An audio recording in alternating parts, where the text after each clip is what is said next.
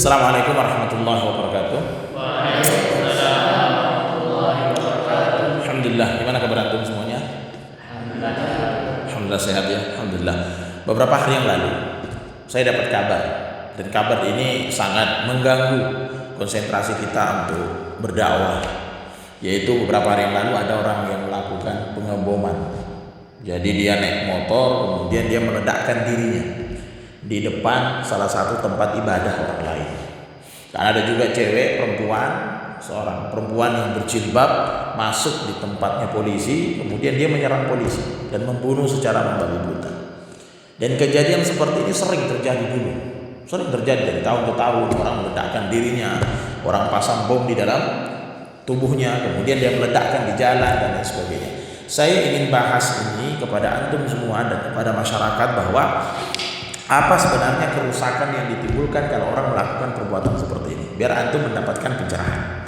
Yang pertama, kalau orang melakukan pengeboman atau melakukan perbuatan seperti itu yang sangat-sangat dilarang di dalam agama kita, yang kerusakan yang pertama adalah mereka pasti merusak fasilitas umum. Itu pasti terjadi. Mereka akan merusak fasilitas umum dan mereka akan merusak semua barang-barang yang tempatnya mereka meledakkan diri. Padahal kalau kalian tahu, contohnya dia meledakkan diri di mana? Di jembatan. Padahal yang bangun jembatan itu siapa? Pemerintah. Tapi pemerintah dapat uang dari mana?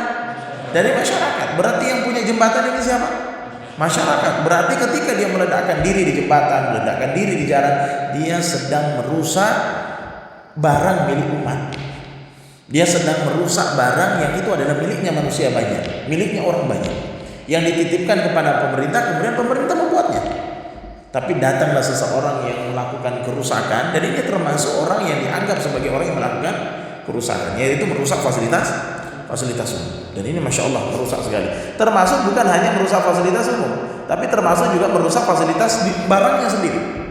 Dia meledakkan barangnya, misalnya dia meledakkan motornya, maka besok di hari kiamat dia akan ditanya motornya itu. Karena Nabi SAW mengatakan tidak akan bergeser kaki seorang hamba pada hari kiamat, la tazulu qadam 'abdin yaumil qiyamah, sampai ditanyakan tentang hartanya. Min aina iktasabahu fima anfaqah. Dia akan ditanya, kamu dapat duit dari mana untuk beli motor? Kemudian motor ini kamu pakai untuk apa? Masa dia jawab pakai untuk ngebom? Ini orang merusak ini. Makanya orang yang ngebom itu salah satu dosanya yang besar itu adalah dia merusak hartanya, dia merusak harta orang lain. Padahal Nabi SAW mengatakan tidak boleh seseorang melakukan kerusakan mata akhihi. Itu kan Nabi SAW mengatakan tidak boleh seseorang mengambil harta saudaranya la'iban wa rajadan. Tidak boleh mengambil harta saudaranya baik dalam keadaan bercanda maupun serius. Bayangkan ngambil secara bercanda saja, pura-pura ngambil sendalnya, pura-pura ngambil bajunya, itu saja nggak boleh dalam Islam. Bayangkan bercanda ngambil, pura-pura ngambil, sembunyiin, itu aja nggak boleh. Nggak punya niat mengambil tapi pura-pura nyembunyiin, itu aja nggak boleh. Lalu bagaimana dengan orang yang meledakkan dirinya atau meledakkan bom atau merusak fasilitas umum? Ini jauh lebih besar dosanya.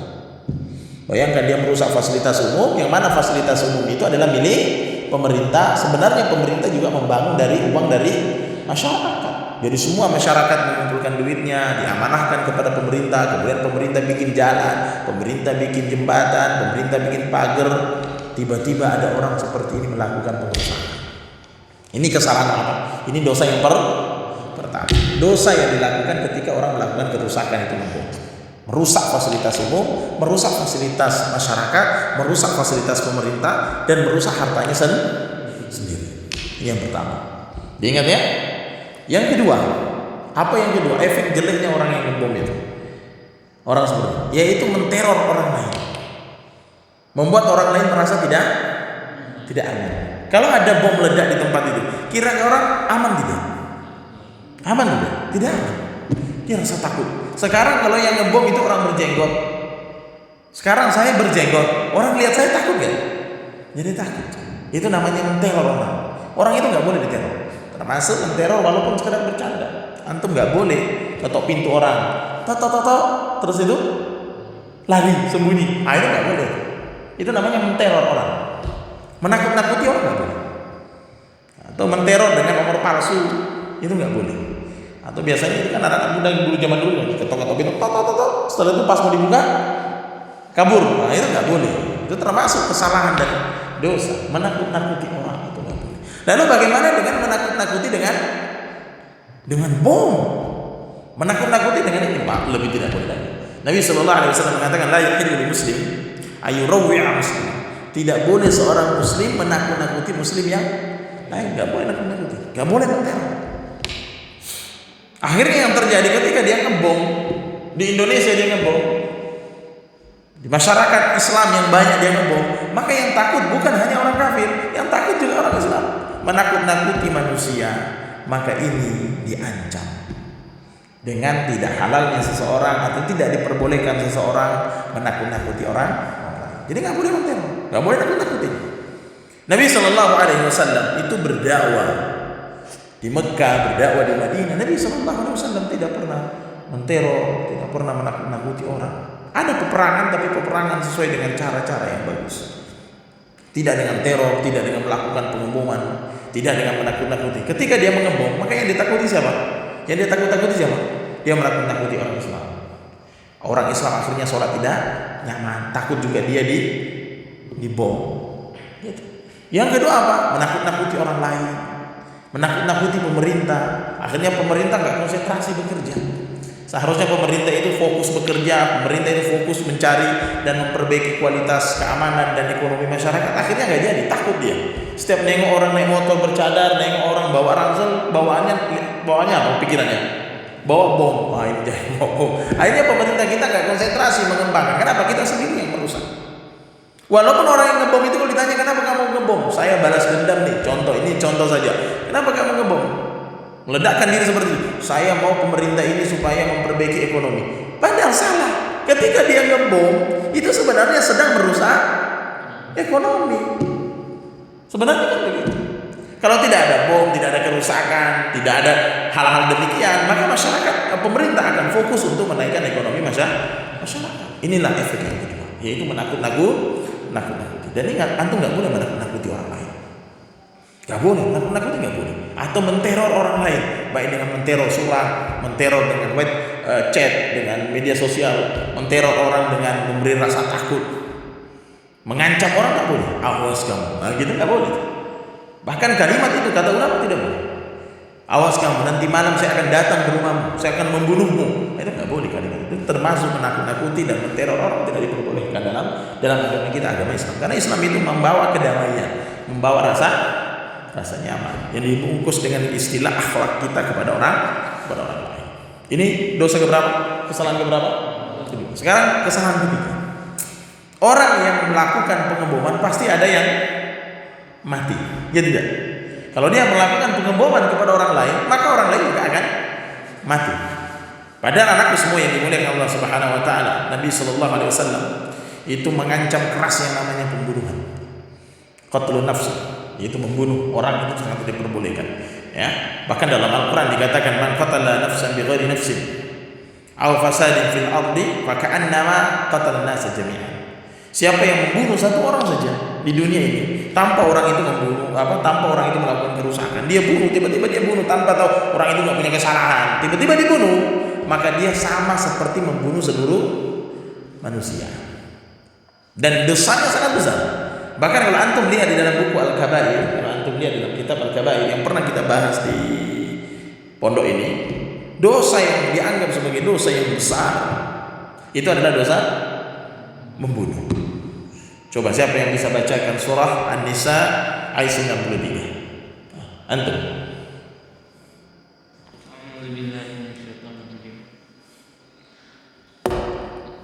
Wa man yaqtul mu'mina muta'ammidan fajaza'uhu jahannam khalidan fiha wa ghadiba Allahu 'alaihi wa la'anahu wa a'adda lahu 'adzaban 'azima. Artinya yang dibaca di surah An-Nisa ayat 93. Nanti kita bisa lihat surah An-Nisa ayat 93. Allah mengatakan siapa orang yang membunuh, seseorang yang membunuh seorang mukmin, dia membunuh orang Islam yang beriman, dia pergi bunuh, entah dengan cara apa saja dia bunuh. Salah satunya cara ngebom itu. Karena ketika dia ngebom kadang ada orang Islam yang mati.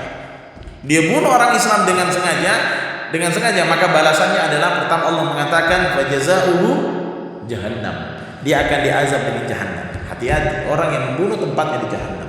Yang kedua adalah wa ghadiballahu alaihi. Allah marah kepada dia, Allah murka.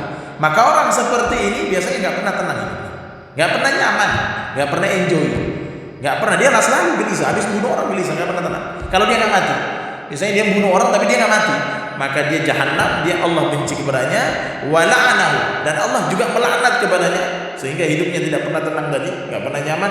Yang terakhir Allah berikan azaban azimah, Allah berikan azab yang sangat pedih. Ini konsekuensi orang membunuh. Maka orang yang membunuh hati-hati, dosanya sangat besar. Lalu ada yang mengatakan, Ustaz, saya membunuh orang kafir kok. Saya membunuh orang kafir. Orang kafir yang mana yang dibunuh? Orang kafir yang ada di Indonesia ini adalah orang kafir yang tidak menyeru kepada peperangan. Dia hidup di atas kedamaian. Nabi SAW mengatakan, siapa yang membunuh orang kafir seperti dalam kondisi dalam tenang, nyaman, tidak ada peperangan, maka orang yang membunuh ini tidak mencium bau surga. Jadi di dalam agama kita, agama Islam, itu tidak boleh orang kafir yang hidup di atas kedamaian, yang hidup di atas perdamaian, hidup di atas seperti kondisi sekarang ini, tidak boleh dibunuh, tidak boleh diambil hartanya, tidak boleh dirusak kehormatannya, nggak boleh. Nggak boleh. Jangan antum mentang-mentang dia orang kafir kemudian antum bunuh, nggak boleh. Ancamannya neraka, tidak mencium bau surga. Orang yang membunuh orang kafir dalam kondisi baik, dalam kondisi tenang, dalam kondisi nyaman, itu nggak boleh dibunuh. Beda kalau dalam kondisi peperangan. Dalam kondisi seperti ini nggak boleh dibunuh. Nabi SAW mengatakan tidak mencium bau surga orang yang membunuh orang kafir seperti ini. Bahkan tidak boleh dicuri hartanya. Bahkan tidak boleh dirusak kehormatannya. Bahkan termasuk perintah Allah adalah perintah Nabi SAW adalah memuliakan manusia. Muliakanlah semua makhluk yang ada di bumi, Allah akan makhluk yang di langit akan menyayangi. Jadi kalau lihat orang kafir kesusahan, boleh dibantu. Dia jatuh dari kendaraan, ya tolonglah. Kan gitu, bukan dibunuh. Dan ini termasuk dilarang di dalam agama kita. Yang keempat, keburukan yang keempat yang dilakukan oleh seseorang yang melakukan bunuh diri tadi. Pertama tadi apa? Melakukan kerusakan. Yang kedua, dia akan meneror orang, nakut-nakuti orang lain. Yang ketiga adalah membunuh orang lain, baik orang kafir dibunuh maupun orang Islam, dan semuanya konsekuensinya dilarang. Yang keempat apa? Dia bunuh dirinya sendiri. Dan inilah yang paling jelek. Dia membunuh dirinya sendiri. Nabi SAW mengatakan di dalam hadisnya, dan Nabi SAW di dalam hadisnya menjelaskan tentang bunuh diri. Nabi SAW mengatakan, man qatala, siapa yang membunuh dirinya dengan sesuatu, man qatala nafsahu bi syai'in udziba bihi fin nari jahannam. Siapa seseorang yang membunuh dirinya dengan sesuatu benda, maka benda ini akan mengazabnya pada hari kiamat. Jadi kata Nabi SAW dalam hadis yang panjang, siapa seseorang yang lompat dari gunung, dari tempat tinggi supaya dia mati, maka hukumannya di neraka seperti itu. Dihidupkan, dia lompat mati, dihidupkan, lompat di atas mati, dan seterusnya. Siapa yang membunuh dirinya dengan minum racun, maka hukumannya di neraka jahanam adalah dia minum racun, mati, dihidupkan lagi, minum racun, mati, dihidupkan lagi. Dan kata yang ketiga adalah siapa yang membunuh dirinya dengan pisau, maka dia akan bunuh dirinya dengan pisau, dibangkitkan lagi, bunuh dirinya dengan pisau, dibangkitkan lagi. Ini konsekuensi dengan seseorang yang membunuh dirinya. Dan tidak diperbolehkan. Jadi membunuh diri itu tidak diperbolehkan. Bahkan termasuk dosa yang sangat besar adalah seseorang yang membunuh dirinya dengan bunuh sendiri. Makanya dilarang oleh Allah Subhanahu wa taala. Apapun kondisi kita, tidak ada alasan untuk melakukan bunuh diri. Tidak ada alasan. Ada kisah yang disampaikan oleh Nabi SAW dan hadis ini disebutkan oleh Imam Bukhari. Ada seorang laki-laki, dan ini dijelaskan oleh Rasulullah. Kata Rasulullah SAW, dulu ada seseorang yang terluka. Dia ikut dalam peperangan, kemudian dia terluka. Ketika dia terluka, dia nggak bisa nahan sakitnya. Kemudian dia ngambil pisau, dia lobangin dia lobangin sekalian lukanya tersebut sehingga mengalir darah. Kemudian dia mati, dan dia anggap bunuh diri. Orang ini kalau dia sabar, matinya adalah mati syahid. Tetapi dia melakukan suatu hal yang menyebabkan dia mati, maka dianggap sebagai bunuh diri. Maka tidak ada jalan orang itu mengatakan saya melakukan pemboman ini karena niatnya baik, niatnya ini. Gak ada niat yang baik ketika seseorang melakukan kerusakan. Salah satunya adalah bunuh diri. Ya, bunuh diri itu dilarang dalam agama kita. Anak-anakku semua yang dimuliakan Allah Subhanahu Wa Taala, saya ingin menyampaikan indahnya Islam tentang membunuh dan dibunuh sebagai penutup untuk antum pahami. Banyak orang menganggap orang Islam ini tukang bunuh. Banyak orang Islam ngebom bunuh orang gitu. Orang Islam ngebom bunuh orang begitu. Antum tahu nggak? Ya, anak-anakku semua, akhlak yang paling tinggi itu akhlaknya orang Islam kepada seluruh makhluk. Bahkan antum tahu nggak kisahnya ketika ada perempuan yang diazab karena dia memelihara seekor kucing, kemudian kucing itu tidak diberikan makan. Kata Nabi sallallahu alaihi wasallam dalam Sahih Bukhari, dalam Sahih Muslim, "Udzibat imra'atun fi harratin." Ada seorang wanita yang diazab disebabkan karena dia memelihara seekor kucing. Kemudian dia masukkan di dalam kurungan kucing ini. Kemudian kucing ini tidak diberikan makan, tidak diberikan minum, sampai kemudian matilah kucing ini dan dia diazab dengan perbuatan itu. Bahkan kisah yang lain, Abdullah bin Umar mengatakan suatu ketika beliau melewati pemuda orang Quraisy. Orang Quraisy itu dulu suka nangkap burung. Ada burung misalnya, terus taruh di pojok sana, kemudian dijadikan sasaran untuk dipanah. Kalau sekarang ya senapan burung gitu. Tapi burungnya udah ketangkap nih. Bukan berburu, kalau berburu boleh. Kalau berburu boleh. Ini enggak, burungnya sudah ada. Diambil, dicantolin di pohon atau dicantolin di dinding, kemudian dijadikan sebagai sasaran untuk nembak. Apa kata Ibnu Umar waktu beliau radhiyallahu anhu, waktu beliau melewati orang-orang Quraisy ini, "Man fa'ala hadza? La'anallah man fa'ala hadza." Kata beliau, siapa yang melakukan perbuatan seperti ini? Ini perbuatan dilaknat sama Allah ini. Karena Nabi sallallahu alaihi wasallam mengatakan, "La'ana man ittakhadha syai'an fihi ar-ruh gharadan." Siapa Allah akan melaknat seseorang yang menjadikan hewan itu sebagai tempat sasaran untuk dibunuh. Bayangkan membunuh hewan, bunuh hewan saja. Bahkan ada hewan kecil yang nggak boleh dibunuh. Salah satunya apa? Semut. Nggak boleh antum semut lewat tiba-tiba tanpa ada salahnya semut antum cempet atau apa namanya dipencet jadi mati, nggak boleh. Indahnya Islam seperti itu. Jangankan membunuh orang, membunuh manusia saja, membunuh hewan saja, atau tidak memberi makan dan minuman hewan peliharaan itu sudah menjadi satu sebab seseorang diazab. Menjadikan hewan sebagai sasaran itu dilaknat. Bahkan ketika kita membunuh hewan yang diperbolehkan sekalipun dengan cara yang baik, ya, idza dzabhtum fahsinu. Iya, antum tahu sendiri kan. Kalau antum memotong, kata Nabi sallallahu alaihi wasallam, kalau antum mau nyembelih, pertajam pisau, potong dengan baik. Jangan nakut-nakuti. Bayangkan, nggak boleh nakut-nakuti hewan yang lain. Antum kalau motong kambing, nggak boleh di depan kambing yang hidup, karena ini termasuk apa tadi? Menakuti. Bayangkan, syariat Islam begitu indah. Jadikan sasaran nggak boleh. Pelihara burung yang dikurung yang wajib dikasih makan, kalau tidak konsekuensinya orang mendapatkan dosa. Bahkan ketika disuruh sembelih ayam, sembelih sapi, menjadi sembelih kambing, diperbaiki cara sembelih kita dengan tenang, dengan nyaman, dengan lurus. Bahkan yang dipotong apanya? Lehernya supaya cepat matinya. Bayangkan. Dan tidak boleh di depan hewan yang hidup supaya tidak menakuti. Luar biasa. Artinya sikapnya orang Islam kepada hewan saja begitu indah, begitu istimewa, begitu tertata dan terpuji.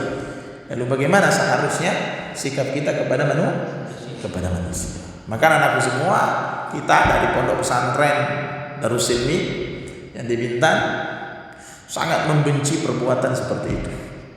Melakukan kerusakan, melakukan pengeboman, melakukan teror, itu kita berlepas diri dari perbuatan itu, dan itu termasuk perbuatan buruk. Nah, ini PR antum besok calon-calon dai, antum calon-calon ustaz semuanya, sampaikan itu kepada masyarakat bahwa seharusnya akhlak yang terpasang di dalam Islam ini adalah akhlak yang mulia, akhlak yang santun, akhlak yang istimewa, bukan akhlak membunuh, menteror, menyakiti orang, menakut-nakuti orang, tidak boleh. Dan kita mengutuk keras perbuatan terorisme. Dan tadi radikalisme. Barakallahu fikum, itu yang dapat saya sampaikan, mudah-mudahan bermanfaat, dan sekali lagi kita mengutuk keras perbuatan seperti itu, dan mudah-mudahan kita bisa berdakwah kepada masyarakat dengan dakwah yang baik. Jaga diri antum, jangan sampai terkena pemikiran-pemikiran radikalisme. Jangan terkena pemikiran-pemikiran khawarij yang suka mengkafirkan orang, yang suka membunuh orang dan lain sebagainya. Kita berdoa mudah-mudahan Allah menjaga kita, menjaga pesantren kita, menjaga kawan-kawan kita semua, dan menjaga keluarga kita semua dari pemikiran yang menyimpang seperti ini. Subhanakallahumma bihamdik, asyhadu an la ilaha illa anta, astaghfiruka wa atubu ilaik. Assalamualaikum warahmatullahi wabarakatuh. Waalaikumsalam.